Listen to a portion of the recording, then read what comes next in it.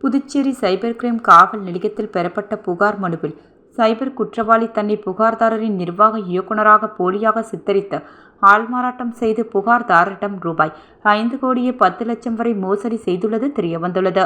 அதில் சைபர் குற்றவாளி புகார்தாரரின் நிர்வாக இயக்குநராக போலியாக தன்னை அறிமுகப்படுத்திக் கொண்டு புகார்தாரரிடம் ஒரு புதிய எண்ணிலிருந்து வாட்ஸ்அப் மூலம் தொடர்பு கொண்டு தான் அரசாங்க அதிகாரிகளின் சந்திப்பில் இருப்பதாகவும் மேலும் ஒரு புதிய திட்டத்தை தொடங்க முன்மொழிந்துள்ளதாகவும் மேற்படி திட்டம் மேம்பட நிறுவனத்தின் பெயரில் இயங்கி வரும் வங்கி கணக்குகளில் உள்ள தொகுதியை அனுப்புமாறு கூறியதின் பெயரில் புகார்தாரரும் மேற்படி நபர் நமது நிறுவன இயக்குனர் தான் என்று நம்பி ரூபாய் 5,10,00,000 தொகையை பல்வேறு தொகையாக சைபர் குற்றவாளி அனுப்பிய வங்கி கணக்கிற்கு மாற்றியுள்ளார்.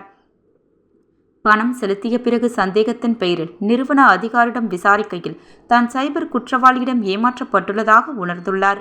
இது சம்பந்தமாக புகார்தாரர் புதுச்சேரி இணையவழி குற்றப்பிரிவு காவல் நிலையத்தில் புகார் அளித்தார். அவரது புகாரின் அடிப்படையில் காவல் ஆய்வாளர் திரு BC கீர்த்தி அவர்களால் வழக்கு பதிவு செய்து விசாரணைக்கு எடுத்துக்கொண்டனர். மேற்படி வழக்கின் விசாரணையில் சைபர் குற்றவாளி மோசடி மூலம் பெறப்பட்ட ரூபாய் 5,10,00,000 தொகையில் சுமார் 3 கோடியே மேற்கு வங்காளத்தில் உள்ள முர்ஷிதாப் கிளையில் உள்ள ஒரு வங்கிக்கு மாற்றப்பட்டுள்ளது என்று கண்டறியப்பட்டது.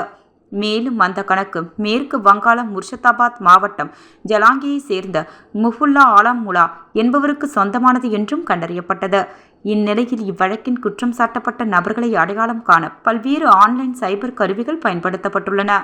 அதன்படி திரு நாரா சைத்தன்யா IPS கூடுதல் காவல் கண்காணிப்பாளர் அவர்களின் அறிவுறுத்தலின்படி மற்றும் பாஸ்கரன் காவல் கண்காணிப்பாளர் ஆகியோரின் வழிகாட்டுதலின்படி காவல் நிலைய அதிகாரி ஆய்வாளர் திரு தியாகராஜன் மேற்பார்வையில் BC கீர்த்தி தலைமையில் கீழ் மற்றும் தலைமை காவலர் மணிமொழி மற்றும் காவலர் பாலாஜி ஆகியோர்களை கொண்ட சைபர் குழு மேற்கு வங்கத்திற்கு சென்று மேற்கூறிய குற்றம் சாட்டப்பட்ட நபரை பங்களாதேஷ் எல்லை பகுதியில் வைத்து கைது செய்தது. விசாரணையில் இந்த மோசடியில் மேலும் 5 சைபர் மோசடி செய்பவர்கள் ஈடுபட்டிருப்பது தெரியவந்தது.